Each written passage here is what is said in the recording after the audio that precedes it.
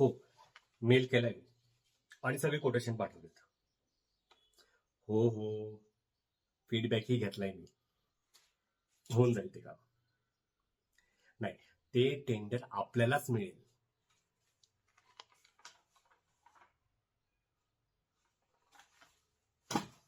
इथे खासायचे आम्ही आणि सगळं क्रेडिट घेऊन जाणार आहात.